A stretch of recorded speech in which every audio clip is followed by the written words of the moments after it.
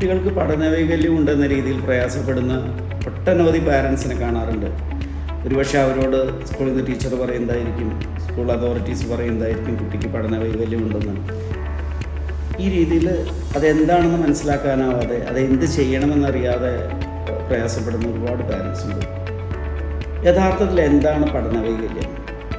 നമ്മുടെ കുട്ടികളെ പഠനവൈകല്യം എന്തെല്ലാം തരത്തിലുണ്ട്? നമ്മുടെ നാട്ടിൽ ഏകദേശം ഒരു 20% കുട്ടികൾക്ക് ഏതെങ്കിലും തരത്തിലുള്ള ലേണിംഗ് ഇഷ്യൂസ് ഉണ്ട് എന്നാണ് പറയപ്പെടുന്നത്. ലേണിംഗ് ഇഷ്യൂസ് എന്ന് പറയുമ്പോൾ ഏതെങ്കിലും തരത്തിലുള്ള ലേണിംഗ് ഡിഫിക്കൽട്ടി ആവാം. ലേണിംഗ് ഡിഫിക്കൽട്ടിയിൽ തന്നെ നമ്മൾ പലതും ലേണിംഗ് ഡിഫിക്കൽട്ടി എന്ന് പറയുമ്പോൾ അത് ചിലപ്പോൾ may be they are slow learners ആയിരിക്കാം. അതൊരു ലേണിംഗ് ഡിഫിക്കൽട്ടിയാണ്. ഇനി അതും അല്ലെങ്കിൽ ഏതെങ്കിലും തരത്തിലുള്ള ബിഹേവിയറൽ ഇഷ്യൂ കൊണ്ട് അവരുടെ ബാക്ക്ഗ്രൗണ്ടിലുള്ള അവർക്ക് ബാക്ക്ഗ്രൗണ്ട് ഇഷ്യൂസ് എന്തെങ്കിലും ഉണ്ടെങ്കിൽ അതുകൊണ്ട് അവരുടെ പഠനത്തിനെ ബാധിക്കുന്ന ലേണിംഗ് ഇഷ്യൂസ് ആവാം. പക്ഷെ നമ്മൾ ജനറലി ഇതിനെ എല്ലാത്തിനെയും ഐഡൻറ്റിഫൈ ചെയ്ത ലേണിംഗ് ഡിസബിലിറ്റി ആയിട്ടാണ്. പക്ഷെ ഇതെല്ലാം ലേണിംഗ് ഡിസബിലിറ്റി ആവണമെന്നില്ല. ഡിസ്ലെക്സിയ, ഡിസ്ഗ്രാഫിയ, ഇതുപോലെ എഴുതാനും വായിക്കാനുമുള്ള ബുദ്ധിമുട്ട്, ഡിസ്കാൽക്കുലിയ, കണക്ക്, മാത്തമാറ്റിക്സ് സംബന്ധമായിട്ടുണ്ടാകുന്ന ബുദ്ധിമുട്ടുകൾ, ഇതൊക്കെയാണ് നോർമൽ സെൻസിൽ ലേണിംഗ് ഡിസബിലിറ്റി ആയിട്ട് ഐഡൻറ്റിഫൈ ചെയ്യുന്നത്. അതല്ലാത്തതൊന്നും ലേണിംഗ് ഡിസബിലിറ്റി അല്ല. സ്ലോ ലേണേഴ്സ് എന്ന് പറയുന്ന ലേണിംഗ് ഡിസബിലിറ്റി അല്ല, ലേണിംഗ് ഡിഫിക്കൽട്ടി എന്ന് പറയുന്നത് ലേണിംഗ് ഡിസബിലിറ്റി അല്ല, ബിഹേവിയറൽ ഇഷ്യൂ, അവരുടെ പേഴ്സണൽ ഇഷ്യൂസ്, ഇതൊന്നും ലേണിംഗ് ഡിസബിലിറ്റി അല്ല. അപ്പോൾ ഒരു ലേണിംഗ് ഡിസബിലിറ്റി എന്ന് പറഞ്ഞാൽ നമ്മൾ ഐഡൻറ്റിഫൈ ചെയ്യുന്നതിന് മുമ്പ് ആദ്യമായിട്ട് ചെയ്യേണ്ട കാര്യം നമ്മൾ ഒരു പ്രോപ്പറായിട്ടുള്ള ഒരു അസസ്മെൻറ്റ് എടുത്ത് അവരുടെ യഥാർത്ഥ പ്രോബ്ലം എന്താണെന്ന് നമ്മൾ കണ്ടെത്തണം. അതായത് ഇപ്പോൾ നമ്മളൊരു ഇനീഷ്യൽ സ്ക്രീനിങ് ചെയ്യുന്നു, ഒരു ഇനീഷ്യൽ സ്ക്രീനിങ് ഒരു സൈക്കോളജിസ്റ്റ് ചെയ്യുന്നു, ഒരു സ്പെഷ്യൽ എഡ്യൂക്കേറ്റർ ചെയ്യുന്നു, അല്ലെങ്കിൽ ഒരു സൈക്കോളജിസ്റ്റ് ചെയ്തിട്ട് അവരുടെ IQ അസസ്മെൻ്റ് എടുക്കുന്നു.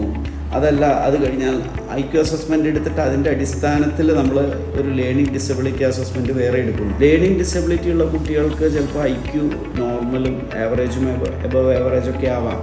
ലേണിംഗ് ഡിസബിലിറ്റിയും IQ ആയിട്ട് സാധാരണ രീതിയിൽ ഡയറക്റ്റ്ലി റിലേറ്റഡ് അല്ല. IQ അസസ്മെൻ്റ് എടുത്ത് അതിൻ്റെ അടിസ്ഥാനത്തിൽ അവർക്ക് IQൻ്റെ പ്രോബ്ലം ആണെങ്കിൽ അത് അനുസരിച്ചുള്ള രീതിയിലാണ് അതിൻ്റെ റെമഡി വേണ്ടത്. അതല്ലാത്ത കേസിലെന്ന് പറഞ്ഞാൽ നമ്മൾ അവർക്ക് LD അസസ്മെൻറ്റ്, ലേണിംഗ് ഡിസബിലിറ്റിക്ക് വേറെ തന്നെ ഒരു അസസ്മെൻ്റ് ഉണ്ട്. ലേണിംഗ് ഡിസബിലിറ്റി അസസ്മെൻറ്റിന് ശേഷം അതിൻ്റെ അടിസ്ഥാനത്തിൽ ലേണിംഗ് ഡിസബിലിറ്റി ആണെന്ന് പ്രോപ്പറായിട്ട് കണ്ടെത്തുകയാണെങ്കിലും, ഇനി അതല്ല ബിഹേവിയറൽ ഇഷ്യൂ ആണ്, അല്ലെങ്കിൽ സ്ലോ ലേണറാണ്, എനി ടൈപ്പ് ഓഫ് ഇഷ്യൂ ഏതാണെങ്കിലും അതിലൊരു പാരൻ്റൽ അവെയർനെസ് തീർച്ചയായിട്ടും ഉണ്ടാക്കണം. ആ പാരൻ്റൽ അവെയർനെസ്സും കുട്ടിയെയും പാരൻറ്റിനെയും അതിനെപ്പറ്റി ബോധ്യപ്പെടുത്തതിന് ശേഷം ആണ് നമ്മളൊരു ബിഹേവിയറൽ സെഷൻസോ റെമഡിയൽ ട്രെയിനിങ്ങോ ഒക്കെ സെറ്റ് ചെയ്യേണ്ടത്. തീർച്ചയായിട്ടും ലേണിംഗ് ഡിസബിലിറ്റി പരിഹാരമുള്ള കാര്യങ്ങളാണ്. ആ രീതിയിൽ അവർക്ക് അതിനെ മറികടക്കാവുന്ന രീതിയിലുള്ള കാര്യങ്ങൾ തീർച്ചയായിട്ടും ഒരു തെറാപ്പിസ്റ്റിനും ഒരു തെറാപ്പി സെൻറ്ററിനെല്ലാം ചെയ്യാൻ പറ്റുന്ന, ഒരു സ്പെഷ്യൽ എഡ്യൂക്കേഷൻ സെൻറ്ററിനൊക്കെ ചെയ്യാൻ പറ്റുന്ന കാര്യങ്ങൾ തന്നെയാണ്. അപ്പോൾ അത്തരം കാര്യങ്ങൾക്ക് വേണ്ടിയിട്ട് നമ്മളൊരു learning disability support program, LDS എന്ന് പറയുന്ന learning disability support program plan ചെയ്തിട്ടുണ്ട്.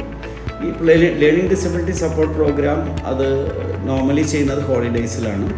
ഈവനിങ്സിൽ സെൻറ്ററിൽ അറ്റൻഡ് ചെയ്ത് വരാൻ പറ്റുന്നവർക്ക് അങ്ങനെ വരാം, അല്ലാത്തവർക്ക് ഹോളിഡേയ്സിൽ മാത്രമായിട്ട് വരാം.